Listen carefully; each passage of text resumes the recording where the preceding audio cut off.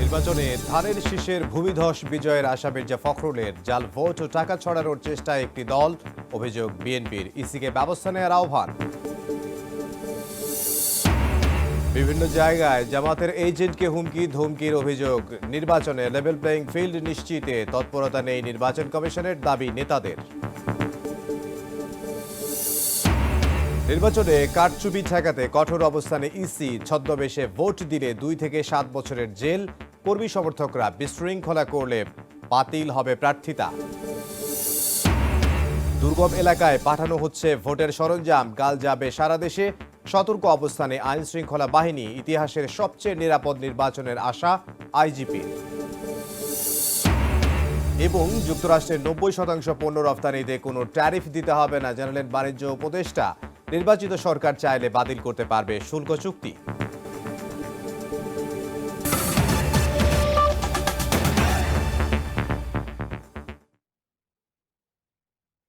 সময় সংবাদের সঙ্গে আছে আমি ইমদাদুল হক। নির্বাচনে বিএনপির ভূমিধস বিজয়ের ব্যাপারে আশাবাদী দলের মহাসচিব মির্জা ফখরুল ইসলাম আলমগীর। এবার ইলেকশন ইঞ্জিনিয়ারিং এর শঙ্কা বা সুযোগ নেই বলেও মনে করেন তিনি। বলেন, কেউ চেষ্টা করলে তাতে সফল হবে না। ঠাকুরগাঁওয়ে সাংবাদিকদের সঙ্গে মতবিনিময়ে কথা জানান বিএনপি মহাসচিব। অন্যদিকে বিএনপি নির্বাচন পরিচালনা কমিটির মুখপাত্র মাহাদি আমিন বলেন, একটি নির্দিষ্ট দল জাল ভোটের প্রস্তুতি নিচ্ছে। এ বিষয়ে ইসির হস্তক্ষেপ কামনা করেন তিনি। দরজায় কড়া নাড়ছে ত্রয়োদশ জাতীয় সংসদ নির্বাচন ও গণভোট। বৃহস্পতিবার সকাল 7:30টায় শুরু হয়ে বিকেল 4:30টা পর্যন্ত সারা দেশে একযোগে চলবে ভোট গ্রহণ। নির্বাচনের একদিন আগে মঙ্গলবার সকালে রাজধানীর গুলশানে নির্বাচন পরিচালনা কমিটির কার্যালয়ে সংবাদ সম্মেলন করে বিএনপি। একটি রাজনৈতিক দল জাল ভোটের প্রস্তুতি নিচ্ছে বলে অভিযোগ করেন বিএনপি নির্বাচন পরিচালনা কমিটির মুখপাত্র মাহাদি আমিন। বলেন, টাকা দিয়ে ভোট কেনার অপপ্রয়াসও চালানো হচ্ছে। এ বিষয়ে ইসির হস্তক্ষেপ কামনা করেন তিনি। খুলনা 1 আসনের সেই দলের প্রার্থী নিশ্চিত পরাজয়ের মুখে দেশ জুড়ে টাকা দিয়ে ভোট কেনার পরিকল্পনা হাতে নিয়েছে। আমরা এই বিষয়ে নির্বাচন কমিশন ও রিটার্নিং অফিসারের দৃষ্টি আকর্ষণ করছি এবং যথাযথ ব্যবস্থা গ্রহণের আহ্বান জানাচ্ছি। এদিন ঠাকুরগাঁওয়ে নিজ বাসভবনে গণমাধ্যমের সঙ্গে মতবিনিময় করেন বিএনপি মহাসচিব মির্জা ফখরুল ইসলাম আলমগীর। বলেন, 15 বছরের কারচুপির কারণে শুরুতে নির্বাচন নিয়ে উদ্বেগ থাকলেও এখন পরিবেশ ভালো। বিগত 15 বছরে নির্বাচনে এত কারচুপি হয়েছে, এত ইঞ্জিনিয়ারিং হয়েছে যে ইলেকশন হতে পারে, এটা অনেকে ভাবে না। মাথার মধ্যে সবসময় আপনার ওইটা কাজ করে যে বোধহয় কিছু হবে। তবে আমি এখন পর্যন্ত দেখেছি আপনার সামগ্রিকভাবে, তাতে করে আমার মনে হয় যে ইলেকশনটা ভালো হবে। আর ইঞ্জিনিয়ারিং টিঞ্জিনিয়ারিং ব্যাপারগুলো আমার মনে হয় না যে সেভাবে খুব ইফেক্টিভলি আপনার কোনো ইনফ্লুয়েন্স করতে পারবে। বিএনপি মহাসচিবের আশা, সুষ্ঠু নির্বাচনে ভূমিধস বিজয় হবে বিএনপির। জামায়াত ইসলামী নানা কৌশলে মানুষকে বিভ্রান্ত করার চেষ্টা করছে বলেও অভিযোগ তার। আমরা তো অত্যন্ত আশাবাদী যে বিএনপি একটা ল্যান্ডস্লাইড বিক্রি পাবে। গণতান্ত্রিক উত্তরণই বিএনপির মূল লক্ষ্য বলে জানান বিএনপি মহাসচিব। সবাইকে বলছে হাসান ওয়ালি, সময় সংবাদ। সবাই বিভিন্ন জায়গায় জামাতের এজেন্টকে হুমকি ধমকি দেয়া হচ্ছে এবং প্রশাসনের উচ্চ পর্যায়ের একটি অংশ নির্বাচন নিয়ে পক্ষপাতমূলক আচরণ করছে বলে অভিযোগ করেছেন জামাতের সহকারী সেক্রেটারি জেনারেল এহসান মাহবুব জুবায়ের। রাজধানীর মগবাজারে ইউরোপীয় ইউনিয়নের নির্বাচন পর্যবেক্ষক দলের সঙ্গে বৈঠক শেষে কথা বলেন তিনি। ভোটে লেভেল প্লেইং ফিল্ড নিশ্চিতে ইসি তৎপরতা দেখাচ্ছে না বলেও মন্তব্য করেন তিনি। রাজধানীর মগবাজারে বাংলাদেশ জামায়াতে ইসলামের কেন্দ্রীয় কার্যালয়ে ইউরোপীয় ইউনিয়নের নির্বাচনী পর্যবেক্ষক দল মঙ্গলবার বেলা 11:15টার দিকে 16 সদস্যের এই দলকে নিয়ে বৈঠকে বসেন জামায়াত আমির ও দলটির কেন্দ্রীয় নেতারা। প্রায় 1 ঘন্টা ধরে চলা ওই বৈঠক শেষে গণমাধ্যমে কথা বলেন জামায়াতের মুখপাত্র এহসানুল মাহবুব জুবায়ের। কেউ দলটি জানতে চায় নির্বাচনী পরিবেশ কেমন এবং জামায়াত কোনো হুমকি দেখছে কিনা। ইলেকশন পর্যবেক্ষণের সাথে সম্পর্কযুক্ত বিভিন্ন বিষয়গুলি তারা জানতে চেয়েছেন। তিনি অভিযোগ করেন, কেন্দ্রে কেন্দ্রে এজেন্ট দিতে বাধা দেওয়া হচ্ছে। আমাদের এজেন্ট হওয়ার ক্ষেত্রে অনেকেই তারা হুমকি ধমকি দিচ্ছেন, বাধা দিচ্ছেন। গতকালকে ভোলা 2-তে আমাদের একটা অফিসে, সেখানে পুলিশের একটা টিম গিয়েছিলেন, প্রশাসনের টিম গিয়েছিলেন। কে বা কারা এগুলো বলেন, সেখানে গিয়ে অযথা কিছু হয়রানি করা হয়েছে। ঢাকা 15-তে আপনারা জানেন গতকালের রাত্রে চাদর মুড়ি দিয়ে মুখ ঢেকে, আমাদের সে ভিডিওটা আছে, আমাদের নির্বাচন অফিস যেটা আছে সেখানে তারা আগুন দিয়েছেন। প্রশাসনের উচ্চ পর্যায়ের একটি অংশ পক্ষপাতমূলক আচরণ করছে বলেও অভিযোগ করেন সহকারী সেক্রেটারি জেনারেল। বিভিন্ন জায়গায় প্রশাসনের দায়িত্বরত বড় উচ্চ পর্যায়ে দায়িত্বশীল ব্যক্তিদেরও কিছু কিছু ভূমিকা অত্যন্ত প্রশ্নবোধক। আমরা মনে করি এটাই সংশোধন হওয়া উচিত এবং সঠিক ভূমিকা পালন করা উচিত প্রশাসনের। পাতানো নির্বাচন হলে তা মেনে নেওয়া হবে না বলেও হুঁশিয়ারি দেন তিনি। কোন অবস্থায় এই জাতি কোনো ভায়াস নির্বাচন অথবা পাতানো নির্বাচন মেনে নেবে না। হাতিকুর রহমান তামাল, সময় সংবাদ, ঢাকা। নির্বাচনে কারচুপি করে পার পাওয়ার সুযোগ নেই। ছদ্মবেশ ধারণ করে ভোট দেওয়ার চেষ্টা করে ধরা পড়লেই হবে 2 থেকে 7 বছরের জেল। বাতিল করা হবে কেন্দ্রের ভোটও।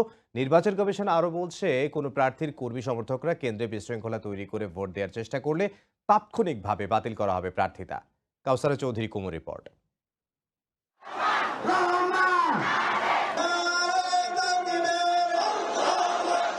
বড় ধরনের সহিংসতা ছাড়াই শেষ হয়েছে 20 দিনের প্রচারণা। এখন ভোট যুদ্ধের অপেক্ষায় দেশ। বুধবার কেন্দ্রে কেন্দ্রে পৌঁছে যাবে ব্যালট পেপার সহ সব ধরনের নির্বাচনী সরঞ্জাম। ভোট কারচুপি ঠেকাতে সব ধরনের ব্যবস্থা নেওয়ার কথা জানিয়ে ইসি বলছে, ছদ্মবেশে ভোট দেয়া ঠেকাতে নারী ভোট কেন্দ্রে থাকছে বাড়তি ব্যবস্থা। কেউ ধরা পড়লে জেলে থাকতে হবে 2 থেকে 7 বছর। Presiding officer, polling officer, assistant presiding officer, মহিলা বুথের জন্য আলাদাভাবে মহিলা দেওয়ার জন্য প্রিজাইডিং অফিসারের কাছে তো একটা ছবিযুক্ত তালিকা থাকবে। ছদ্মবেশ ধারণ করার সাহস করবে না কেউ। যদি করে তাহলে ছদ্মবেশ ধারণের জন্য মিনিমাম 2 বছরের জেল, সর্বোচ্চ 7 বছরের জেল। নির্বাচন বানচালের চেষ্টা হলে কঠোরভাবে দমনের হুঁশিয়ারি দেন নির্বাচন কমিশনার আনোয়ারুল ইসলাম সরকার। কোনো সুযোগ নাই একজনের ভোট আরেকজন দিবেন। নির্বাচন যদি কেউ বানচাল করতে চায়, এ ধরনের দুঃসাহস যাতে কোনো ভাই বোন ভোট দিতে গিয়ে না করেন। কোনো প্রার্থীর কারণে যদি হয়, নির্বাচন কমিশন সরাসরি প্রার্থিতা বাতিলের দিকে চলে যাবে। বাকবদলের নির্বাচনে ভোট দেওয়ার অপেক্ষায় 12,77,11,899 জন ভোটার। কাউসারা চৌধুরী কুমু, সময় সংবাদ, ঢাকা। দেশের কয়েকটি জেলায় আজই পৌঁছে দেয়া হচ্ছে নির্বাচনী সরঞ্জাম। আগামীকালের মধ্যে পৌঁছে যাবে সারা দেশের ভোট কেন্দ্রে। নির্বাচন সুষ্ঠু নির্বিঘ্ন করতে ব্যাপক প্রস্তুতি নিয়েছে আইন শৃঙ্খলা রক্ষা বাহিনী। নির্বাচনের বাকি আর 2 দিন। জেলায় জেলায় পৌঁছে দেওয়া হচ্ছে ভোটের সরঞ্জাম।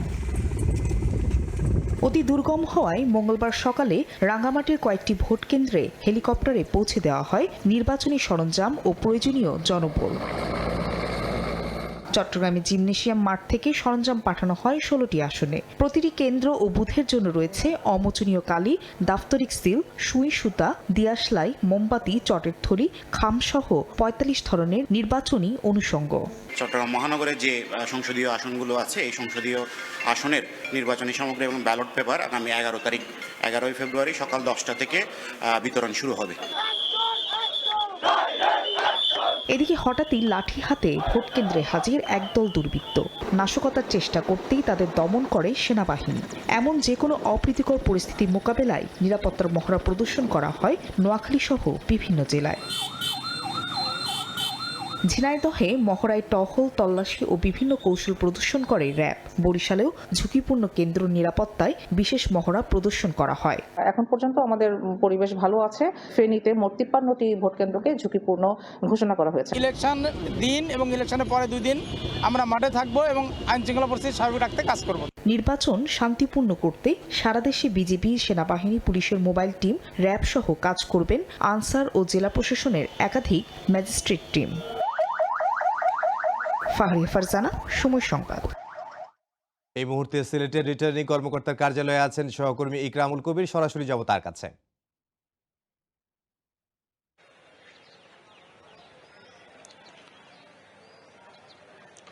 একদিন পরেই ত্রয়োদশ জাতীয় সংসদ নির্বাচন। এই নির্বাচনকে ঘিরেই একটি আনুষ্ঠানিকতা চলছে, উৎসব চলছে।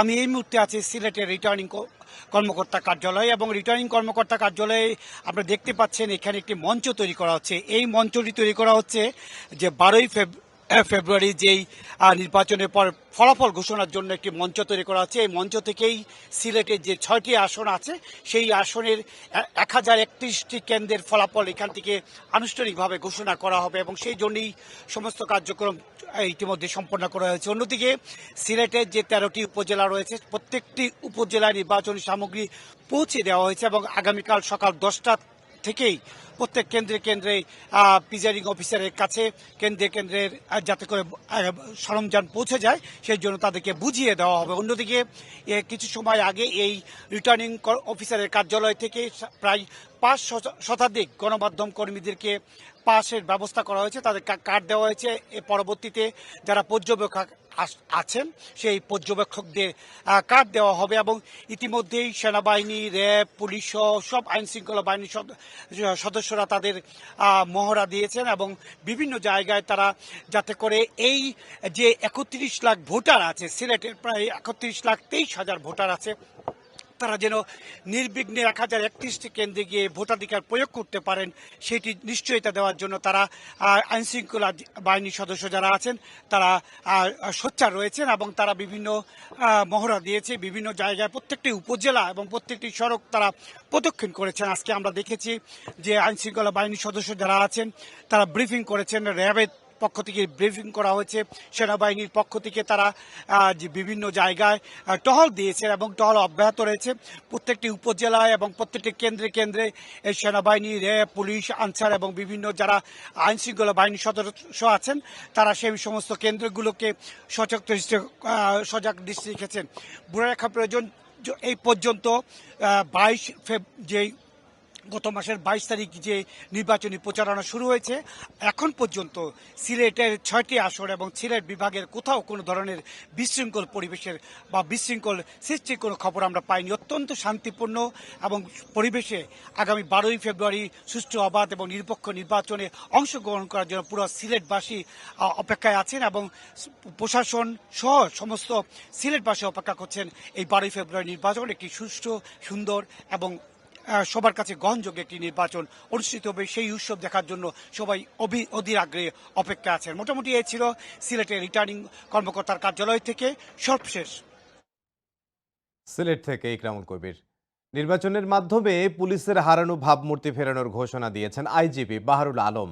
যত ঝুঁকিই থাকুক, নিরপেক্ষ ও রাজনৈতিক প্রভাবমুক্ত থেকে 12 ফেব্রুয়ারি সর্বকালের সবচেয়ে নিরাপদ ভোটের আশা প্রকাশ করেন তিনি। মপ করে কেন্দ্র দখলের চেষ্টা হলে ওই কেন্দ্র এমনকি পুরো আসনের ভোট বন্ধের হুঁশিয়ারি দেন পুলিশ প্রধান।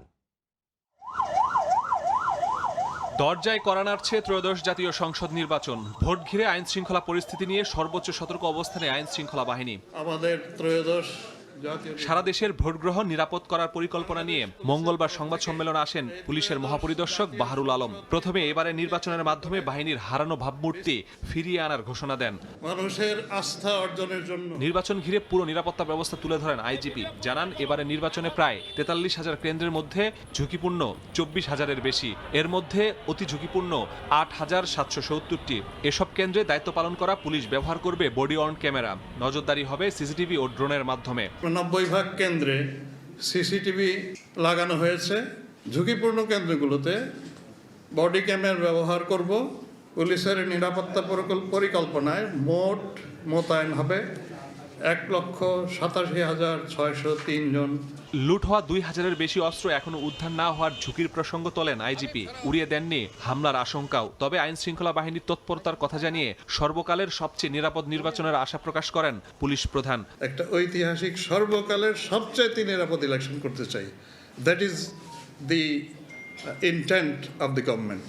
আমরা জিনিসটা উড়িয়েও দিচ্ছি না, আমরা ফুল প্রুফ ব্যবস্থা রেখেছি জঙ্গি হামলার ব্যাপারে। আইজিপি বলেন, কোনো কেন্দ্রে যদি মবের চেষ্টা করা হয় তাহলে শুধু সংশ্লিষ্ট কেন্দ্রের ভোট নয়, ওই আসনেও ভোট স্থগিত হতে পারে। পুলিশের রাজনৈতিক প্রভাবমুক্ত থাকার আশ্বাস দেন তিনি। এটাকে যদি মব বলেন, এটা চিরকালই ছিল। যদি ইয়া করে আমি ভোট কেন্দ্র বন্ধ করে দেবো, একটা কেন্দ্র বন্ধের জন্য আসনই বন্ধ করে দেবো। মানে এইবার পারবে না। তালিকাভুক্ত সন্ত্রাসীরা নির্বাচনে প্রভাব ফেলতে পারবে না বলেও আশ্বস্ত করেন পুলিশ প্রধান।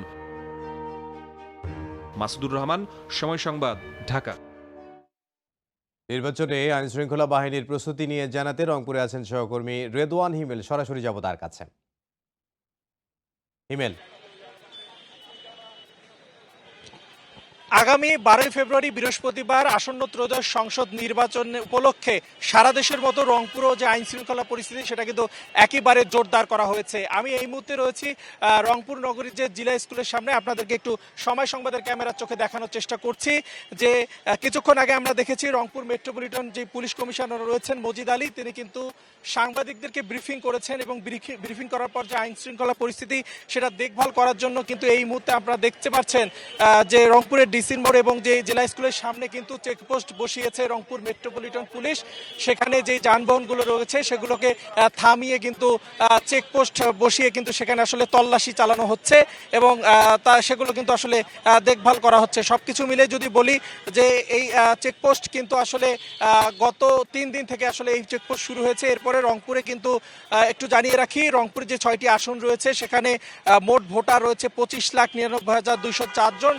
তারা কিন্তু আগামী বৃহস্পতিবার কিন্তু তাদের ভোটাধিকার প্রয়োগ করবেন। এছাড়া আমাদেরকে মেট্রোপলিটন পুলিশ যেমনটি জানিয়েছেন, রংপুর জেলায় 6টি সংসদীয় আসনে 813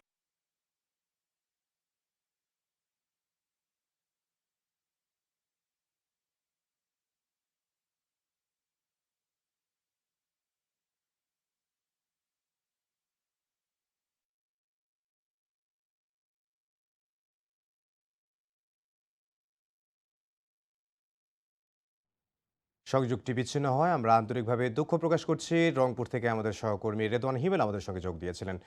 কোনো পক্ষপাতিত্বের অভিযোগ নিয়ে ইসি চিন্তিত নয়, সম্পূর্ণ আইন অনুযায়ী কাজ করছে নির্বাচন কমিশন, এমনটাই জানিয়েছেন নির্বাচন কমিশনার ব্রিগেডিয়ার আবুল ফজল মোহাম্মদ সানাউল্লাহ। বলেন 25,000 বডি ওর্ন ক্যামেরা সহ প্রায় 100 কেন্দ্রে সিসিটিভি ক্যামেরা প্রতিস্থাপন করা হয়েছে। একই সঙ্গে নির্বাচন কমিশন ভোটের ফলাফল 2 ঘন্টা পর পর অগ্রগতি রিপোর্ট দিতে পারবে বলেও জানিয়েছেন তিনি। সারা দেশে প্রায় 9,58,000 আইন শৃঙ্খলা রক্ষাকারী বাহিনীর সদস্য ডেপ্লয় হয়েছে। ম্যাজিস্ট্রেট ডিউটি পালন করছেন 2100 মতন নির্বাহী ম্যাজিস্ট্রেট এবং 657 জন মতো বিচারিক ম্যাজিস্ট্রেট, জুডিশিয়াল ম্যাজিস্ট্রেট। আইন শৃঙ্খলা রক্ষার্থে প্রথমবারের মতো ইউএভি, আনম্যান্ড এরিয়াল ভেহিকেল ব্যবহার করা হচ্ছে, ড্রোন ব্যবহার করা হচ্ছে, বডি ওন ক্যামেরা ব্যবহার করা হচ্ছে। নির্বাচন কমিশন ওইসব তাত্ত্বিক ডিবেটের মধ্যে ঢুকতে চায় না। কেউ যদি ক্লিয়ারলি কোনো আচরণবিধি ভঙ্গ করে থাকেন তাদের বিরুদ্ধে ব্যবস্থা নেওয়া হচ্ছে। কুমিল্লার সীমান্ত এলাকার পুকুরে লুকিয়ে রাখা হয়েছিল অস্ত্র, পানি সেচে সেই অস্ত্র উদ্ধার করেছে র্যাব, যার মধ্যে আছে বিদেশি পিস্তল, রিভলভার, বন্দুক, গুলি সহ দেশীয় অস্ত্র। নির্বাচনে নাশকতা করতে এগুলো মজুত করা হয়েছিল কিনা খতিয়ে দেখছে র্যাব। যশোর ও চাঁপাইনবাবগঞ্জ থেকেও বিদেশি পিস্তল, গুলি ও ম্যাগজিন উদ্ধার করেছে বিজিবি। নির্বাচন সামনে রেখে সীমান্তে জোরদার করা হয়েছে নিরাপত্তা ব্যবস্থা। শ্যালো মেশিন দিয়ে চলছে পুকুরের পানি উত্তোলন। 8 ঘন্টার শ্বাসরুদ্ধকর অস্ত্র উদ্ধার অভিযানে র্যাব। মঙ্গলবার ভোরে কুমিল্লা সদর উপজেলার কটকবাজার এলাকায় 2টি পুকুরের পানি সেচে 3টি বিদেশি পিস্তল, 1টি রিভলভার, 2টি একনলা বন্দুক, 3টি ম্যাগাজিন, বিপুল পরিমাণ গুলি ও দেশীয় অস্ত্র উদ্ধার করা হয়। এ খবরে আতঙ্ক ছড়িয়ে পড়ে এলাকায়। পুকুরে লুকিয়ে রাখা অস্ত্রগুলো নির্বাচনী নাশকতার উদ্দেশ্যে মজুত করা হয়েছিল কিনা তা খতিয়ে দেখছে র্যাব। গোপন সংবাদের ভিত্তিতে আমরা এগুলো জানতে পেরে অভিযান পরিচালনা করে উদ্ধার করেছি। বাকি জিনিসগুলো তদন্ত সাপেক্ষ ব্যাপার যে এটি কি উদ্দেশ্যে রাখা হয়েছে। চাঁপাইনবাবগঞ্জের শিবগঞ্জের ঠুঠাপাড়া এলাকায় অভিযানে 2টি বিদেশি পিস্তল, 4টি ম্যাগাজিন ও 3 রাউন্ড গুলি উদ্ধার করে বিজিবি। ভোটে নাশকতা করতে অস্ত্রগুলো আনা হয়েছিল বলে ধারণা বিজিবির। নির্বাচন বা যে কোনো ধরনের অনাকাঙ্ক্ষিত ঘটনা সৃষ্টি করার লক্ষ্যে মূলত এই অস্ত্র বিভিন্ন সময় বাংলাদেশে ঢুকে থাকে। বাট আমরা বিজিবি সদস্যরা সবসময় তৎপর থাকে সীমান্তে। যশোরের সারসার কাইবা সীমান্ত থেকে বিদেশি পিস্তল, ম্যাগাজিন, 5 রাউন্ড গুলি ও 40 বোতল স্কার্প সিরাপ উদ্ধার করে বিজিবি। খাদিজা স্বপ্না, সময় সংবাদ। নির্বাচন উপলক্ষে আইন শৃঙ্খলা পরিস্থিতি নিয়ে উত্তরা আর্মি ক্যাম্পে ব্রিফিং করছে সেনাবাহিনী। সরাসরি যাব সেখানে। জানেন আমরা 1.5 বছর ধরে এই বিষয়ে কাজ করে যাচ্ছি এবং আমরা বিভিন্ন সাফল্য অলরেডি অর্জন করেছি। আমরা এই যে কার্যক্রম এটা এখনো আমাদের চলমান আছে এবং ভোটের উপলক্ষে আমরা আমাদের এই ইন্টেন্সিটি আরও অনেক বাড়ানো হয়েছে এবং আপনারা অলরেডি দেখতে পাবেন গত কয়েকদিনের নজিরে যে আমরা বিভিন্ন ধরনের সারা বাংলাদেশের বিভিন্ন অঞ্চলে প্রচুর পরিমাণে অস্ত্র আমরা উদ্ধার করতে সক্ষম হয়েছি। সো আমরা আশাবাদী যে আমরা আমাদের কার্যক্রমে সফল হচ্ছি এবং এই কার্যক্রম আমরা চালিয়ে যাব এবং ভবিষ্যতে ইনশাল্লাহ ইলেকশনকে সামনের আসন্ন ইলেকশন একটি শান্তিপূর্ণ এবং বিশৃঙ্খলা মুক্ত হবে ইনশাআল্লাহ। আমাদের এখন আমরা বেসিক্যালি ঢাকা 18 আসন, আপনারা জানেন এটি একটি জনবহুল আসন এলাকা, অত্যন্ত মুভমেন্টে অনেক সমস্যা হচ্ছে আমাদের। তো যাই হোক, আমরা বিভিন্ন অঞ্চলের ক্ষেত্রে মোটরসাইকেল পর্যন্ত ব্যবহার করছি যেখানে আমাদের যেতে সমস্যা হচ্ছে। তো এর মধ্যে কিছু কিছু ভোট কেন্দ্র আমরা ঝুঁকিপূর্ণ হিসেবে নির্বাচন করেছি, যেগুলোর ব্যাপারে আমাদের প্রতিদিনই এখানে আমাদের পর্যবেক্ষক দল যাচ্ছে এবং যে ওইখানের যে স্কুল বা যে প্রতিষ্ঠান আছে তাদের যে কর্মকর্তারা আছেন তার সাথে ইলেকশন কমিশনের সাথে আমরা এই ব্যাপারে রেগুলার যোগাযোগ রাখছি।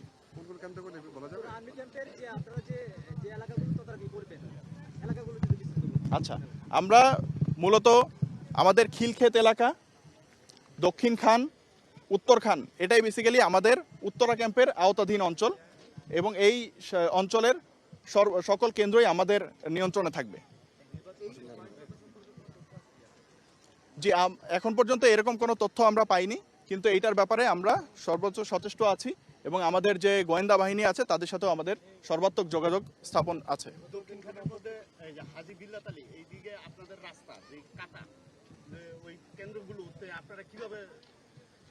যে আমি আগেও বলেছি, আমি আবার বলছি যে এই অঞ্চলটা অত্যন্ত সংকীর্ণ রাস্তা দেখা যায়, যে কারণে আমরা আমাদের প্রত্যেকটা এলাকায় মোটরসাইকেলের মাধ্যমে যাওয়ার ব্যবস্থা করা আছে, আমাদের নিজস্ব ব্যবস্থা আছে এবং এই ব্যবস্থা। জাতীয় নির্বাচনে জয়লাভ করে প্রধানমন্ত্রী হওয়ার পথে রয়েছেন বিএনপি চেয়ারম্যান তারেক রহমান। বার্তা সংস্থা রয়টার্সের প্রতিবেদনে আরও বলা হয়, শেখ হাসিনার পতনের পর তার উত্থানকে দেশের ইতিহাসে নাটকীয় মোড় হিসেবে দেখছেন বিশ্লেষকরা। 2008 সালে চিকিৎসার জন্য লন্ডন পাড়ি জমানোর পর দীর্ঘ 17 বছর পর গত ডিসেম্বরে দেশে ফেরেন তারেক রহমান। দেশে ফিরেই মা বেগম খালেদা জিয়ার মৃত্যুর পর বাংলাদেশ জাতীয়তাবাদী দল বিএনপির হাল ধরেছেন তিনি। 12 ফেব্রুয়ারি ত্রয়োদশ জাতীয় সংসদ নির্বাচন ঘিরে ছুটে বেড়ান জেলায় জেলায়। নির্বাচনী প্রচারে একটি আধুনিক ও গণতান্ত্রিক বাংলাদেশ গড়ার অঙ্গীকার করেছেন তারেক রহমান। ঘোষণা দিয়েছেন, ক্ষমতায় গেলে কোনো ব্যক্তি 2 মেয়াদের বেশি প্রধানমন্ত্রী থাকতে পারবেন না। স্বৈরতান্ত্রিক প্রবণতা রোধ করতেই এমন সাংবিধানিক সংস্কারের কথা জানান তিনি। এছাড়া দরিদ্র পরিবারের জন্য আর্থিক সহায়তা বৃদ্ধি, দুর্নীতি দমনের পাশাপাশি তৈরি পোশাক শিল্পের ওপর নির্ভরশীলতা কমিয়ে খেলনা ও চামড়াজাত পণ্যের মতো নতুন শিল্প বিকাশের মাধ্যমে অর্থনীতিকে শক্তিশালী করার পরিকল্পনাও তুলে ধরেন তারেক রহমান। আন্তর্জাতিক সম্পর্কের ক্ষেত্রে কোনো নির্দিষ্ট দেশের ওপর অতি নির্ভরশীল না হয়ে সবার সঙ্গে বন্ধুত্বের নীতিতে অটল থাকার কথা জানান তিনি। ভোটের আর বাকি মাত্র একদিন। বৃহস্পতিবার ভোটের মাধ্যমে বাংলাদেশের নতুন নেতৃত্ব বেছে নেবে জনগণ। এর মধ্যেই বার্তা সংস্থা রয়টার্সের একটি প্রতিবেদনে বলা হয়েছে, দেশের পরবর্তী প্রধানমন্ত্রী হওয়ার দৌড়ে সবচেয়ে এগিয়ে রয়েছেন তারেক রহমান। শেখ হাসিনার পতনের পর তৈরি হওয়া রাজনৈতিক শূন্যতায় তার এই উত্থানকে বাংলাদেশের ইতিহাসে এক নাটকীয় মোড় হিসেবে দেখা হচ্ছে। বিশেষজ্ঞদের মতে তারেক রহমানের এই প্রত্যাবর্তন কেবল একটি দলের ক্ষমতায় আসা নয়, বরং এটি বাংলাদেশের দীর্ঘদিনের রাজনৈতিক মেরুকরণে বড় পরিবর্তন। একদিকে তিনি তার বাবা ও মায়ের রাজনৈতিক উত্তরাধিকার বহন করছেন, অন্যদিকে নিজেকে একজন নীতি নির্ধারক হিসেবে তরুণ প্রজন্মের কাছে গ্রহণযোগ্য করে তোলার চেষ্টা করছেন। মাঠ পর্যায়ে বিএনপির শক্তিশালী অবস্থান এবং ভোটারদের পরিবর্তনের আকাঙ্ক্ষা তাকে এই নির্বাচনে প্রধান প্রতিদ্বন্দ্বী হিসেবে প্রতিষ্ঠিত করেছে। রাইসা জান্নাত, সময় সংবাদ। প্রধান উপদেষ্টা ডক্টর মোহাম্মদ ইউনূসের সঙ্গে দেখা করেছে কমনওয়েলথ নির্বাচন পর্যবেক্ষক দল। সকালে রাষ্ট্রীয় অতিথি ভবন যমুনায় প্রধান উপদেষ্টার সঙ্গে সৌজন্য সাক্ষাৎ করেছেন কমনওয়েলথ অবজারভার গ্রুপের একটি প্রতিনিধি দল। 23 সদস্যের এই দলের নেতৃত্বে ছিলেন অবজারভার গ্রুপের চেয়ার ও ঘানার সাবেক রাষ্ট্রপতি H.E. নানা আকোফো-আডো।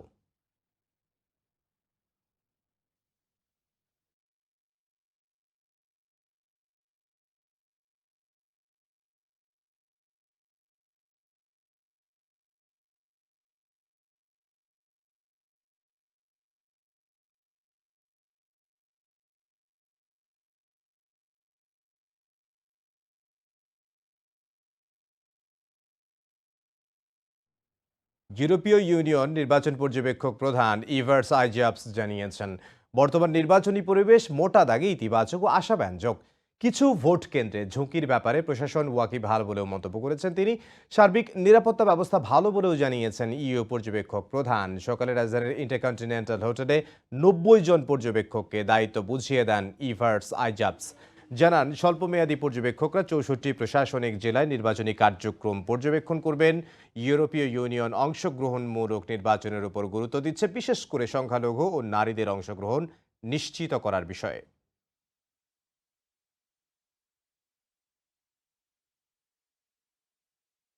Bangladesh is returning to democracy, to fully fledged electoral process, and we are really looking forward to that.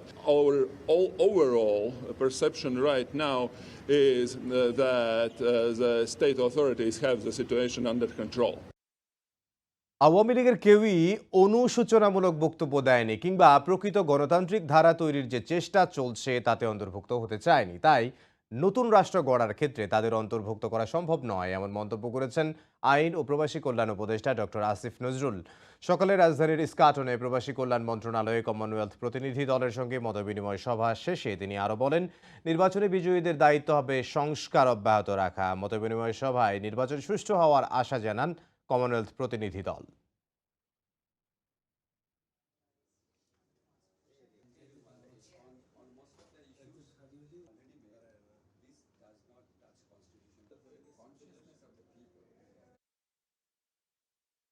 Next political পার্টিগুলোর ঐতিহাসিক দায়িত্ব থাকবে, যারাই বিজয়ী হবেন এমনকি যারা হারবেন সবার দায়িত্ব থাকবে যে আমাদের জুলাই গণ অভ্যুত্থানকালে হাজার হাজার তরুণ যে কারণে প্রাণ দিয়েছে, আত্মাহুতি দিয়েছে, সেটাকে স্মরণ রেখে, সেই দায়বদ্ধতাকে স্মরণ রেখে আমরা যেন এমন একটা রাষ্ট্র গড়ে তুলি যেখানে জবাবদিহিতা, স্বচ্ছতা বেশি থাকে, মানবাধিকার লঙ্ঘিত না হয়, যেখানে মানুষের কথা বলার অধিকার থাকে, প্রকৃত গণতন্ত্র থাকে। আমি মনে করি এবার নারী ভোটারদের অংশগ্রহণ আগের চেয়ে আরও বেশি বাড়বে। নির্বাচন উপলক্ষে টানা 4 দিনের ছুটি, এই সুযোগে দলে দলে গ্রামের বাড়িতে ছুটছেন মানুষ। বিভিন্ন সড়ক, মহাসড়ক, ফেরিঘাট ও ট্রেনে যাত্রীদের উপচে পড়া ভিড়। এই সুযোগে অতিরিক্ত ভাড়া নেওয়ার অভিযোগ উঠেছে। তবে যাত্রীদের প্রত্যাশা, সুষ্ঠু ও শান্তিপূর্ণভাবে ভোট অনুষ্ঠিত হলে ভুলে যাবেন সব কষ্টের কথা। যাত্রীদের নির্বিঘ্ন যাতায়াতে সব ধরনের সহায়তা দিচ্ছে আইনশৃঙ্খলা রক্ষা বাহিনীর সদস্যরা। এ যাত্রা ঈদের নয়, তবে চিত্রটা অনেকটা ঈদের মতোই। আসন্ন ত্রয়োদশ জাতীয় সংসদ নির্বাচনে ভোটাধিকার প্রয়োগে দলে দলে মানুষের নিজ এলাকায় ছুটে চলা। ভোট যাত্রা যেন রূপ নিয়েছে উৎসব আনন্দে। নির্বাচন উপলক্ষে একসঙ্গে 4 দিনের টানা ছুটি পাওয়ায় বাড়ি ফিরছেন সাধারণ মানুষ। শিল্পাঞ্চল হওয়ায় গাজীপুরের বিভিন্ন সড়কে মঙ্গলবার সকাল থেকেই বাড়তে থাকে যাত্রীদের চাপ। এতে লক্ষ্য করা যায় যানবাহনের ধীরগতি। সড়কে বাড়তি চাপ সৃষ্টি হওয়ায় সুযোগ বুঝে যানবাহন সংশ্লিষ্টরা অতিরিক্ত ভাড়া দাবি করছেন বলে অভিযোগ করছেন ঘরমুখী মানুষ। তবে মহাসড়কে যান চলাচল স্বাভাবিক রাখতে কাজ করছে হাইওয়ে পুলিশ। অনেক চাপ দেখতেছি রাস্তাঘাটে, সেনাবাহিনীর কারণে যানজটটা কম পাইতেছি। বাসে ভাড়া যাইতেছে 500, এগুলার মধ্যে 200 নিচে যাওয়া যাইতেছে না। মনে করেন 30 টাকা দিয়ে আমরা যাইতে পারি, এই জায়গায় 500 টাকা দিয়ে আমরা যাইতে পারতেছি। এদিকে দেশের উত্তরাঞ্চলের প্রবেশ মুখ ঢাকা আরিচা এবং ঢাকা টাঙ্গাইল মহাসড়কেও বেড়েছে ঘরমুখী মানুষের চাপ। নবীনগর ও পল্লী বিদ্যুৎ এলাকায় যানবাহনের বাড়তি চাপে থেমে থেমে ধীর গতিতে চলেছে গাড়ি। রাস্তায় ভাই প্রচুর যানজট, যাত্রী আবার ভাড়াও বেশি নিচ্ছে। জ্যামের জন্য গাড়ি পাই নাই, হাঁটে আসলাম। নবীনগর থেকে পাটুরিয়া পর্যন্ত ভাড়া আছে 300 থেকে 400 টাকা, যেখানে রেগুলার ভাড়া হচ্ছে 70 থেকে 80 টাকা। 900 টাকা যদি ভাড়া হয় তাহলে আমরা কিভাবে পড়তে যাব? ওইখানে অনেক ভোগান্তি, গাড়ি পাচ্ছি না, ভাড়া বেশি। টাঙ্গাইল রোডে যেতে চেয়েছিলাম কিন্তু সেখানে গাড়ি ভাড়া অনেক বেশি এবং গাড়ি পাইনি। এদিকে ট্রেন যাত্রারও একই অবস্থা। ভোট উৎসবে সামিল হতে যাত্রীদের ভিড় কমলাপুর রেলওয়ে স্টেশনে। প্রতিটি ট্রেনই যাত্রীদের ঠাসা। টিকিট না পাওয়ায় অনেকে ছাদে উঠে ঝুঁকি নিয়ে করছেন যাত্রা। উৎসবমুখর পরিবেশে মনে হয় ঈদের ছুটির মতো জনগণ ঢাকা থেকে আসতেছে, ঢাকা থেকে যাচ্ছে। সরকার বলছে ভোট দেওয়া বাধ্যতামূলক, সেজন্য আমাদের অফিস ছুটি হয়েছে, সেজন্য আমরা যাব ভোট দিতে। কারণ অনেকদিন পরে ভোটের একটা সুযোগ আসছে, সেই হিসেবে ভোট দেওয়ার উদ্দেশ্যেই বাড়িতে যাওয়া। ফেরিঘাটেও দেখা গেছে যানবাহনের জট। পাটুরিয়া ঘাটে স্বাভাবিক সময়ের চেয়ে বেশি সময় লাগছে ফেরি পারাপারে। যাত্রীরা বলছেন এবার উৎসব মুখর পরিবেশে ভোট দিতে পারলে ভুলে যাবেন যাত্রা পথের কষ্ট। একের পর এক লঞ্চ ভিড়েছে ভোলার ইলিশা ঘাটে। সুষ্ঠু পরিবেশে পছন্দের প্রার্থীকে ভোট দিতে বাড়ি ফেরার কথা জানান ঘরে ফেরা মানুষ। মানে ঈদের মতো এনজয় করে আসছি, ভোট দেওয়ার জন্য জীবনে প্রথম ভোট দিচ্ছি। এখন আমরা সবারই একটাই আশা প্রশাসনের কাছে যে আমরা নিরাপত্তার সাথে সুস্থতার সাথে ভোট দিয়ে আবার ঢাকা ফিরতে পারি। পরিবার জন্য আসছি, অনেকদিন পর আনন্দ উৎসবের সাথে ভোট দেবো, সেজন্য আসছি, ভোটের উপলক্ষে আসা আর কি। যাত্রাপথ নির্বিঘ্ন করতে সব ধরনের সহায়তা দিচ্ছে আইন শৃঙ্খলা রক্ষা বাহিনীর সদস্যরা। সাহাল আব্দুল্লাহ আলভি, সময় সংবাদ। ট্রাম্প প্রশাসনের সঙ্গে শুল্ক চুক্তির ফলে বাংলাদেশ প্রায় 90% পণ্য রফতানিতে শুল্ক ছাড় পাচ্ছে বলে জানিয়েছেন বাণিজ্য উপদেষ্টা। বিশ্বের অন্য কোনো দেশ এমন সুবিধাজনক বাণিজ্য চুক্তি করতে পারেনি বলেও দাবি তার। নির্বাচিত সরকার চাইলে এই চুক্তি বাতিল করতে পারবে। সচিবালয়ে সংবাদ সম্মেলনে এসব কথা বলেন শেখ বশিরউদ্দিন। বর্তমানে যুক্তরাষ্ট্রে বছরে 1 লাখ কোটি টাকার বেশি পণ্য রপ্তানি করে বাংলাদেশ। এর মধ্যে 86%ই তৈরি পোশাক, এমন তথ্য বাণিজ্য মন্ত্রণালয়ের। দুদেশের মধ্যে $6 বিলিয়ন বাণিজ্য ঘাটতি কমানো এবং বাণিজ্য সম্প্রসারণে সোমবার ট্রাম্প প্রশাসনের সঙ্গে শুল্ক চুক্তি করেছে অন্তর্বর্তী সরকার। আরোপ করা শুরু করে। মঙ্গলবার সচিবালয়ে চুক্তির খুঁটিনাটি তুলে ধরে বাণিজ্য উপদেষ্টা শেখ বশিরউদ্দিন বলেন, শুল্ক হার 1% কমে 19-এ নামলেও মার্কিন তুলা ও কৃত্রিম তন্তু দিয়ে তৈরি পোশাক রপ্তানিতে শুল্কমুক্ত সুবিধা দেবে ট্রাম্প প্রশাসন। মার্কিন বাজারে 90% পণ্য রপ্তানিতে শূন্য শুল্ক সুবিধা পাচ্ছে বাংলাদেশ। এমন বাণিজ্য চুক্তি পৃথিবীর আর কোনো দেশ করতে পারেনি বলেও দাবি করেন বাণিজ্য উপদেষ্টা। বলেন, নির্বাচিত সরকার চাইলে শুল্ক চুক্তি থেকে বের হয়ে আসতে পারবে। এই ধরনের ট্রেড ডিল পৃথিবীর খুব একটা দেশ কেউ পেয়েছেন কিনা আমার ইনফ্যাক্ট জানা নাই। আমাদের 85 বা 86% এক্সপোর্টের উপরে আমাদের শূন্য শুল্ক এবং 14 থেকে 15% রপ্তানির উপরে শুল্ক হবে 19%। ইন সিম্পল টার্মস আমরা বলি, পরবর্তী সরকার যদি মনে করেন যে কোনো কারণে ওনাদের জন্য এটা উপযুক্ত নয়, সো সেটার ব্যাপারেও আমরা কগনিজেন্ট ছিলাম থেকে আমরা এটাকে চুক্তিতে সন্নিবেশ করেছি। বাজারে ভোজ্য তেলের দাম কমাতে চান বাণিজ্য উপদেষ্টা, তবে ডিম ও আলুর দাম কমুক তা চান না তিনি। বলেন, রমজানের বাজার দর দিয়েই জনগণ তার কাজের মূল্যায়ন করবে। আমার মনে হয় যে বাজারের শৃঙ্খলায় প্রকাশিত হয়েছে, বাজারের মূল্যমানে আমাদের কর্মকাণ্ড প্রকাশিত হয়েছে। গত রমজান থেকে এই রমজান আমরা বারবার বলে এসেছি যে, এখনো আবার বলছি যে আগামী রমজান ইনশাল্লাহ গত রমজানের থেকেও ভালো হবে। বিদায় বেলায় সৎভাবে দায়িত্ব পালনের দাবি করে যে কোনো ভুলের জন্য দুঃখ প্রকাশ করেন বাণিজ্য উপদেষ্টা শেখ বশিরউদ্দিন। চা শিল্পে কিছুটা হলেও প্রাণ ফিরে এসেছে। শুভ খান, সময় সংবাদ, ঢাকা। নির্বাচনে কালো টাকা মুক্ত করতে টানা 4 দিন সীমিত করা হয়েছে মোবাইলের লেনদেন। পাশাপাশি এক ব্যাংক থেকে অন্য ব্যাংকের অ্যাকাউন্টে গ্রাহকরা তাৎক্ষণিক লেনদেন করতে পারবেন না বলে জানিয়েছে বাংলাদেশ ব্যাংক। এছাড়া ছুটিতে ব্যাংকের শাখায় নিরাপত্তা বাড়ানোর সঙ্গে এটিএম বুথে পর্যাপ্ত টাকা রাখার নির্দেশনা দিয়েছে কেন্দ্রীয় ব্যাংক। আসন্ন জাতীয় নির্বাচনে টানা 4 দিন বন্ধ থাকবে ব্যাংক। এই সময়ের মধ্যে এক ব্যাংক থেকে অন্য ব্যাংকের অ্যাকাউন্টে তাৎক্ষণিক আর্থিক লেনদেন বন্ধ থাকবে বলে জানিয়েছে কেন্দ্রীয় ব্যাংক। এই ছুটিতে ব্যাংকের শাখা উপশাখায় বাড়তি নিরাপত্তা নিশ্চিতের পাশাপাশি এটিএম বুথগুলোতে পর্যাপ্ত টাকা রাখার নির্দেশনা কেন্দ্রীয় ব্যাংকের। ব্যক্তি থেকে ব্যক্তির এমএফএস অ্যাকাউন্টে দৈনিক 10টি এরকম সেন্ড মানি করা যাবে এবং সেটা কোনোটাই 1000 টাকার উপরে হবে না। মোবাইল ব্যাংকিংয়ের কঠোরতা আরোপ করেছে বাংলাদেশ ব্যাংক। 12 ফেব্রুয়ারি রাত 12টা পর্যন্ত প্রতিদিন একজন গ্রাহক প্রতিবার 1000 করে 10,000 টাকার বেশি মোবাইল ব্যাংকিংয়ে লেনদেন করতে পারবেন না। তবে মোবাইলে আর্থিক সন্দেহজনক লেনদেনে থানায় রিপোর্টের নির্দেশ বাংলাদেশ ব্যাংকের। নির্বাচন কমিশনের মূল উদ্দেশ্য সরকারের উদ্দেশ্য এবং সেই উদ্দেশ্যের সাথে আমরাও সহমত যে নির্বাচনে যাতে কালো টাকার প্রভাব মুক্ত থাকে, অর্থাৎ কোনো ব্যক্তি যাতে অর্থ দ্বারা প্রলুব্ধ হয়ে তার মতামত স্বাধীনভাবে প্রয়োগ না করে বায়াসড মতামত প্রদান করে। ছুটিতে ইউটিলিটি বিল পরিশোধ সেবা জরুরি অবস্থার বাইরে স্বাভাবিক থাকবে।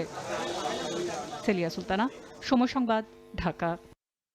শেষ কর্মদিবসে নিজ দফতরের বিভিন্ন কর্মকাণ্ডের চিত্র তুলে ধরলেন উপদেষ্টারা। সাফল্যের পাশাপাশি নিজ কাঁধে তুলে নেন নানা ব্যর্থতার দায়ও। জানান, চাইলে উপদেষ্টাদের অনিয়ম ও দুর্নীতির শ্বেতপত্র প্রকাশের উদ্যোগ নিতে পারবে নির্বাচিত সরকার। অন্তর্বর্তী সরকারের শেষ কর্মদিবসে সাফল্য আর ব্যর্থতার হিসাব নিকাশে ব্যস্ত উপদেষ্টারা। মঙ্গলবার সচিবালয়ে অধিকাংশ উপদেষ্টা তাদের 18 মাসের উন্নয়ন কর্মকাণ্ড তুলে ধরেন। নিজ কাঁধে তুলে নেন নানা ব্যর্থতার দায়ও। অন্তর্বর্তী সরকারের সময়ে দেশের অর্থনীতিকে উঁচু স্তরে নেয়ার দাবি করেন অর্থ উপদেষ্টা সালেউদ্দিন আহমেদ। তবে এনবিআর সংস্কার, বাংলাদেশ ব্যাংকের স্বাধীনতা কিংবা শেয়ার হোল্ডারদের স্বার্থ সুরক্ষার ক্ষেত্রে সরকারের ব্যর্থতা রয়েছে বলে জানান তিনি। নির্বাচিত সরকার চাইলে উপদেষ্টাদের অনিয়ম দুর্নীতি নিয়ে শ্বেতপত্র প্রকাশ করতে পারবে বলে মন্তব্য তার। আমার দিক থেকে অর্থ মন্ত্রণালয় এমন কিছু খুব ডিসক্রিপশন পাওয়ার আমি ইউজও করি নাই, যেগুলো আমরা শুরু করেছি জনগণের স্বার্থের জন্য। আমাদের কোনো এজেন্ডা ছিল না, এবং আমি পলিটিক্যাল স্পেয়ারেও বলছি আপনারা সহজে কিন্তু এগুলো এড়াতে পারবেন না। এদিকে সর্বোচ্চ চেষ্টা থাকলেও নানা অসহযোগিতায় ভূমি সেবা পুরোপুরি ডিজিটাইজেশন সম্ভব হয়নি বলে জানান ভূমি ও খাদ্য উপদেষ্টা আলী ইমাম মজুমদার। অল্প সময়ে বাজারে নিত্যপণ্যের দাম নিয়ন্ত্রণ অন্তর্বর্তী সরকারের পক্ষে সম্ভব ছিল না বলে মন্তব্য করেন মৎস্য ও প্রাণী সম্পদ উপদেষ্টা। ভূমি মন্ত্রণালয় বর্তমানে মেইন ফোকাস হচ্ছে ডিজিটালাইজেশন। এখন আপনি ঘরে বসে খতিয়ান পেতে পারেন, আপনি নকশা পেতে পারেন, আপনি ভূমি উন্নয়ন কর দিতে পারেন, প্লাস নামজারি করতে পারেন। এটাকে আমরা আরো ব্যাপক ভিত্তিক করার জন্য আমরা বিভিন্ন রকম প্রকল্প নেওয়া হয়েছে। মোটেও ব্যর্থতা নিয়ে বিদায় নিচ্ছি না। আমরা মনে করি যে দামগুলো, মাছের দাম বেশি বা ইয়েতে, আসলে আমাদের কাজ কিন্তু দামের পর্যায়ে না। আমাদের কাজ হলো উৎপাদন, আহরণ, এটাকে নিশ্চিত করা, এটাকে নিরাপদ করা। এদিকে মডেল মসজিদ নীতিমালা চূড়ান্ত করার কথা জানিয়ে ধর্ম উপদেষ্টা বলেন, সব ধর্মের মানুষের উন্নয়নে কাজ করেছে অন্তর্বর্তী সরকার। যারা রাষ্ট্র কর্তৃক, সরকার প্রধান কর্তৃক নিয়োগপ্রাপ্ত, তাদের প্রত্যেককে দায়িত্বশীল হতে হবে। দেশের উন্নয়নে সরকারের পাশাপাশি সংশ্লিষ্টদের সততা ও আন্তরিকতার সঙ্গে কাজ করা উচিত বলে মন্তব্য করেন উপদেষ্টারা। প্রসূন আশিস, সময় সংবাদ, ঢাকা। বিশ্বের সবচেয়ে দুর্নীতিগ্রস্ত দেশের তালিকায় এবার বাংলাদেশের অবস্থান 13তম। গত বছর এই অবস্থান ছিল 14তম। মঙ্গলবার ট্রান্সপারেন্সি ইন্টারন্যাশনাল বাংলাদেশের এক সংবাদ সম্মেলনে এই তথ্য জানান সংস্থাটির নির্বাহী পরিচালক ডক্টর ইফতেখারুজ্জামান। বার্লিন ভিত্তিক আন্তর্জাতিক দুর্নীতি বিরোধী সংস্থা ট্রান্সপারেন্সি ইন্টারন্যাশনাল প্রতি বছর দুর্নীতির ধারণা সূচকের মাধ্যমে বিশ্বব্যাপী দুর্নীতির চিত্র তুলে ধরে। মঙ্গলবার মাইডাস সেন্টারে সংবাদ সম্মেলনে বাংলাদেশের দুর্নীতির চিত্র তুলে ধরে টিআইবি। এবছর 182টি দেশের মধ্যে 100 স্কেলের সূচকে বাংলাদেশের স্কোর 24, যা গত বছরের তুলনায় 1 পয়েন্ট বেশি হলেও গত 14 বছরের মধ্যে এটি দ্বিতীয় সর্বনিম্ন স্কোর। গত বছর দুর্নীতিগ্রস্ত দেশের তালিকায় বাংলাদেশ 14তম অবস্থানে থাকলেও এবার 13তম অবস্থানে। এক পয়েন্ট যে স্কোর বেশি করেছি সেটা হচ্ছে যে আমাদের জুলাই আন্দোলনের ইতিবাচক মূল্যায়ন। আন্দোলনটাকে তথ্যসূত্রগুলো মনে করেছে বাংলাদেশের পরিবর্তনের সুযোগ সৃষ্টি হয়েছে, অর্থাৎ তাদেরকে ভালো স্কোর দেওয়া যায়। সংবাদ সম্মেলনে দুর্নীতি রোধে দুদক সহ সব সরকারি প্রতিষ্ঠানের অকার্যকরতার বিষয়টিও তুলে ধরে টিআইবি। ওই ক্ষেত্রে কিন্তু আমরা দেখেছি দলবাজি, দখলবাজি, সচিবালয়ের অভ্যন্তরে দলবাজি হয়েছে, মকতন্ত্র হয়েছে। সার্বিকভাবে স্কোরটা হতাশাব্যঞ্জক হয়েছে। আমি রিপিট করছি, আমরা একটা সুযোগ হারানোর দৃষ্টান্ত স্থাপন করছি। ডক্টর ইফতেখারুজ্জামান বলেন, বাংলাদেশের বর্তমান স্কোর ও অবস্থান গত 1.5 বছরে অন্তর্বর্তী সরকারের দুর্নীতি প্রতিরোধে ব্যর্থতার ইঙ্গিত দেয়। অন্তর্বর্তীকালীন সরকারের কাছ থেকে বিভিন্নভাবে প্রত্যাশা ছিল যে এই মেয়াদে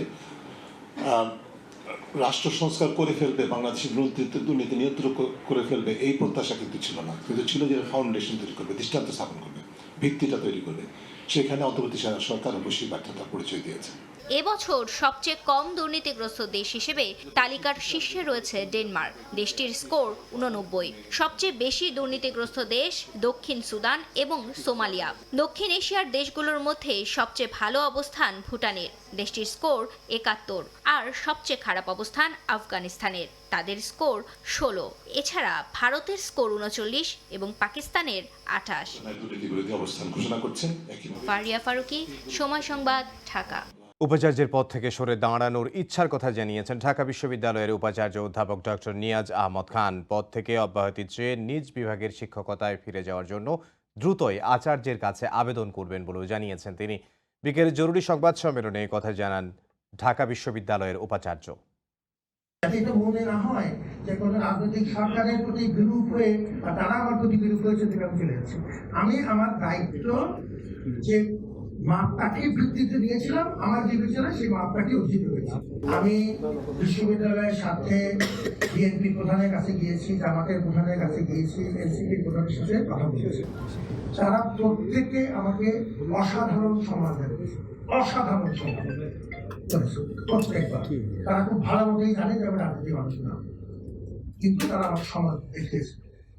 ডাকসুই বলেন বা তার আগের পরিস্থিতিটা বলেন, 11 মাসের যে প্রস্তুতি, কোন রকম বড় মাপের এই সংঘাত প্রপ্রপাত হয়নি। দুর্যোগের সময় উদ্ধার ও জরুরি কার্যক্রম আরও জোরদার করতে সশস্ত্র বাহিনীর সক্ষমতা বাড়াতে আধুনিক ভারী যন্ত্রপাতি হস্তান্তর করেছে দুর্যোগ ব্যবস্থাপনা ও ত্রাণ মন্ত্রণালয়। ভূমিকম্প ও অন্যান্য দুর্যোগের সময় অনুসন্ধান ও উদ্ধার অভিযানের সক্ষমতা বৃদ্ধি প্রকল্পের তৃতীয় পর্যায়ের আওতায় এসব যন্ত্রপাতি সেনাবাহিনীতে সংযোজন করা হয়। মঙ্গলবার সকালে ঢাকা সেনানিবাসে আয়োজিত অনুষ্ঠানে দুর্যোগ ব্যবস্থাপনা ও ত্রাণ মন্ত্রণালয়ের উপদেষ্টা ফারুকিয়া আজমের উপস্থিতিতে 3টি 20 টনের ডোজার, 3টি 48 টনের হেভি ডোজার ও 3টি 15 টনের ফর্ক লিফট হস্তান্তর করা হয়। এসব সরঞ্জাম দুর্যোগের সময় উদ্ধার, ধ্বংসস্তূপ অপসারণ এবং জরুরি সড়ক যোগাযোগ স্বাভাবিক রাখতে ব্যবহৃত হবে বলে জানানো হয়েছে।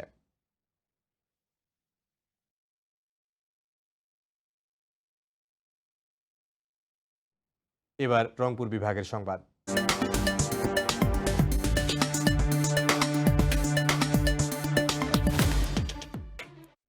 ত্রয়োদশ জাতীয় সংসদ নির্বাচনে রংপুর অঞ্চলে এবার বড় ইস্যু তিস্তা। অন্তর্বর্তী সরকার তিস্তা মহাপরিকল্পনা বাস্তবায়নের আশ্বাস দিলেও শেষ পর্যন্ত তা বাস্তব রূপ পায়নি। এমন বাস্তবতায় নির্বাচনী মাঠে তিস্তা হয়ে উঠেছে দেশের উত্তরের রাজনৈতিক ট্রাম্প কার্ড। সম্প্রতি বিএনপি ও জামায়াতের রংপুর অঞ্চলের নির্বাচনী সফরে মোটা দাগে জায়গাও পেয়েছে তিস্তা মহাপরিকল্পনার প্রতিশ্রুতি। শাকিল মাহমুদের ছবিতে এ বিষয়ে বিস্তারিত জানাচ্ছেন নাজবুল ইসলাম নিশাত। পরিবেশ আন্দোলন ও বাংলাদেশ এনভায়রনমেন্টাল নেটওয়ার্কের গবেষণা বলছে, তিস্তার উজানে ভারতীয় অংশে একাধিক বাঁধ নির্মাণের ফলে বাংলাদেশ অংশে পানির প্রবাহ কমেছে 80 থেকে 90%। শুষ্ক মৌসুমে পানির সংকটে কৃষকের উৎপাদন খরচ বেড়েছে প্রায় 300%। অন্যদিকে বর্ষা মৌসুমে উজান থেকে আসা অতিরিক্ত পানিতে সৃষ্ট বন্যায় ফসলহানির পাশাপাশি প্রতি বছর বাড়ছে বাস্তুচ্যুত মানুষের সংখ্যা। গণঅভ্যুত্থানের পর অন্তর্বর্তী সরকারের হস্তক্ষেপে উত্তরের 2 কোটি মানুষ নতুন আশায় বুক বাঁধে। পানি সম্পদ উপদেষ্টার তরফ থেকে ঘোষণা দেওয়া হয়েছিল 2026 সালের জানুয়ারিতে শুরু হবে তিস্তা মহাপরিকল্পনার কাজ, কিন্তু সেই আশায় ভাটা পড়ে। আমাদের প্রকল্প দলিলে লেখা আছে কাজ শুরু হবে জানুয়ারি 2026-এ। 12,000 কোটি টাকা ব্যয়ে তিস্তা প্রকল্প এই এলাকায় বাস্তবায়িত হবে। জানুয়ারির মধ্যে শুরু হচ্ছে না, কিন্তু কোনোভাবেই হতাশা ছড়ানো যাবে না। ত্রয়োদশ জাতীয় সংসদ নির্বাচন ঘিরে আবারও আলোচনায় তিস্তা। রংপুরে নির্বাচনী সফরে এসে বিএনপি ও জামায়াতের শীর্ষ 2 নেতার প্রধান প্রতিশ্রুতি ছিল ক্ষমতায় গেলে বাস্তবায়ন করা হবে তিস্তা মহাপরিকল্পনা। একই সঙ্গে নিশ্চিত করা হবে পানির ন্যায্য হিস্সা। বিএনপি সরকার গঠন করলে আগামী বিএনপি সরকারের অন্যতম প্রধান কাজ হবে যত দ্রুত সম্ভব এই তিস্তা ব্যারেজ মহাপরিকল্পনার কাজ শুরু করা, যাতে করে এই এলাকা আবার সবুজ শাস্য শ্যামলা হয়ে উঠতে পারে।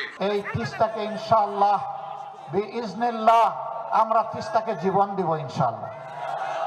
ওই তিস্তার কঙ্কালার মরুভূমি থাকবে না। এই তিস্তা হবে উত্তরবঙ্গের অর্থনীতির কেন্দ্রবিন্দু ইনশাআল্লাহ। রাজনৈতিক দলগুলোর এমন প্রতিশ্রুতি ইতিবাচক হিসেবে দেখছেন অধিকার কর্মীরা। প্রত্যাশা দৃশ্যমান বাস্তবায়ন। সুনির্দিষ্ট রূপরেখা দিতে হবে। অন্য অঞ্চলে বরাদ্দের কোনো ঘাটতি হয় না একনেকের টাকার, কিন্তু আমাদের এই এলাকায় সে বরাদ্দের ঘাটতি হয়। এই বৈষম্য এই অঞ্চলের মানুষ আর দেখতে চায় না। এই নির্বাচনের পরেই নিজস্ব অর্থায়নে একনেকেই অর্থ বরাদ্দ করে তিস্তা মহাপরিকল্পনা বাস্তবায়নের কাজ শুরু করতে হবে। 2014 সালের পর থেকে আন্তর্জাতিক নিয়মনীতি উপেক্ষা করে তিস্তার পানি একতরফাভাবে প্রত্যাহার করে আসছে ভারত। এর ফলে চরম সংকট তৈরি হয় ভাটিতে থাকা উত্তরের 5 জেলার মানুষের অর্থনীতি ও জীবনধারায়। নাজমুল ইসলাম নিশাত, সময় সংবাদ, রংপুর। বসন্ত ভালোবাসা দিবস ঘিরে ফুলের ভালো দাম মেলায় খুশি যশোরের গদখালির চাষিরা। সংসদ নির্বাচন ও রমজান নিয়ে কিছুটা শঙ্কা থাকলেও 21 ফেব্রুয়ারির বাজার নিয়ে আশাবাদী তারা। যশোর থেকে আবুল কালাম আজাদের ছবি ও জুয়েল মৃধার তথ্যে রিপোর্ট। পহেলা ফাল্গুন আর ভালোবাসা দিবস আসার আগে এবার সারা দেশে নির্বাচনের ডামাডোল। প্রার্থীদের বরণ করা পথসভা এবং বিজয় মিছিল সহ নানা আনুষ্ঠানিকতায় বেড়েছে ফুলের চাহিদা। গোলাপ, জারবেরা, রজনীগন্ধা সহ নানা জাতের ফুলের চাহিদা এখন তুঙ্গে। ফুলের দাম ঊর্ধ্বমুখী এবং বিক্রিও সন্তোষজনক। যশোরের ফুল চাষিরা বলছেন, নির্বাচন শান্তিপূর্ণ হলে তারা আরও লাভবান হবেন। 30 বছরের ভিতরে এই অবস্থায় আমি এত সুন্দর বাজার আর কখনো দেখিনি। 3-4 মাস যে আমরা বেচা কিনিটা করি সেই হিসেবে ওটা গোয়ার করলে আমাদের লাভবানই আছে ইনশাল্লাহ। পয়লা ফাল্গুন, 14 ফেব্রুয়ারি, জাতীয় নির্বাচন সব মিলে বাজার খুব ভালো। ফুলের বাজার আপাতত আজকের বাজার ভালো আছে, আমরা লাভবান হব। নির্বাচনের আগে বাজার নিয়ে শঙ্কা থাকলেও এখন তা কেটে গেছে জানিয়ে যশোরের ফুল ব্যবসায়ীরা বলছেন, সারা দেশ থেকে ফুল কিনতে আসছেন পাইকাররা। চাহিদাও ভালো ফুল এবং চাষিরাও স্বাচ্ছন্দ্যে ফুল বিক্রয় করতেছে। আমাদের যে লক্ষ্যমাত্রা ছিল ইনশাল্লাহ আমরা আশাবাদী যে আমরা পৌঁছাতে পারবো। কৃষি বিভাগের তথ্য মতে যশোর অঞ্চলে প্রায় 7,000 চাষি 641 হেক্টর জমিতে 13 ধরনের ফুল চাষ করছেন, যা দেশের মোট চাহিদার 70% পূরণ করে। সময় সংবাদ, যশোর। এই পর্যায়ে শীর্ষ সংবাদগুলো জানিয়ে দিচ্ছে আরও একবার। নির্বাচনে ধানের শীষের ভূমিধস বিজয়ের আশা মির্জা ফখরুলের। জাল ভোট ও টাকা ছড়ানোর চেষ্টায় একটি দল, অভিযোগ বিএনপির। ইসিকে ব্যবস্থা নেওয়ার আহ্বান। বিভিন্ন জায়গায় জামাতের এজেন্টকে হুমকি ধমকির অভিযোগ। নির্বাচনের লেভেল প্লেয়িং ফিল্ড নিশ্চিতে তৎপরতা নেই নির্বাচন কমিশনের, দাবি নেতাদের। এবং নির্বাচনে কারচুপি ঠেকাতে কঠোর অবস্থানে ইসি। ছদ্মবেশে ভোট দিলে 2 থেকে 7 বছরের জেল। কর্মী সমর্থকরা বিশৃঙ্খলা করলে বাতিল হবে প্রার্থিতা।